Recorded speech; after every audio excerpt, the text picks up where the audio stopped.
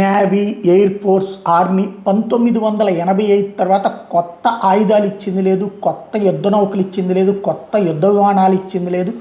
పాతకాలపు వెరైటీలతో సైన్యం బ్రతుకుతున్నటువంటి వేళ మోడీ సర్కార్ వచ్చాక రఫేల్ యుద్ధ విమానాలు తీసుకొస్తున్నప్పుడు దాన్ని అడ్డుకోవడానికి కాంగ్రెస్, కమ్యూనిస్టులు లేదా డీప్ స్టేట్ ఆలోచనలకు అనుగుణంగా భారతదేశంలో పనిచేసే దేశద్రోహులు, ప్రాంతీయ పార్టీలు వాళ్ళతో జట్టు కట్టి చేసినటువంటి అరాచకం సందర్భంలో, సుప్రీంకోర్టులో పిటిషన్ సందర్భంలో భారత సైన్యం ఇచ్చినటువంటి సమాచారం ఇన్ని సంవత్సరాల నుంచి ఇట్లా లేదయ్యా చూసుకోండి అయ్యా అన్నటువంటిది చెప్పాక అప్పుడు సుప్రీంకోర్టు చెప్పింది మీరు కొనుక్కోవచ్చు, వాడుకోవచ్చు, ఇలాంటి ఏమీ కుంభకోణాలు లేదని. ఆ తర్వాత శరవేగం పుంజుకుంది. ప్రస్తుతం భారత ఎయిర్ ఫోర్స్కి ఆల్రెడీ రఫేల్ యుద్ధ విమానాలు 3 స్క్వాడ్రన్స్, ఇంకొక 114 యుద్ధ విమానాల కొనుగోలుకు సంబంధించినట్టు ప్రక్రియ నడుస్తుంటే, మరోవైపు ఐఎన్ఎస్ అరిధామన్ భారత nuclear powered ballistic missile submarine రంగంలోకి దిగబోతోంది.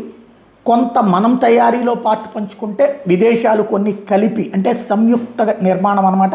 ఇదివరకు విదేశాలకి డబ్బులు ఇచ్చి కొనుక్కునే స్థితి నుంచి ఇప్పుడు కొన్ని మనమే తయారు చేస్తున్నాం, కొన్ని విదేశీ కొలాబరేషన్తో చేస్తున్నటువంటి దాంట్లో ఇదొకటి అద్భుతమైన అడుగు ముందుకు పడుతోంది.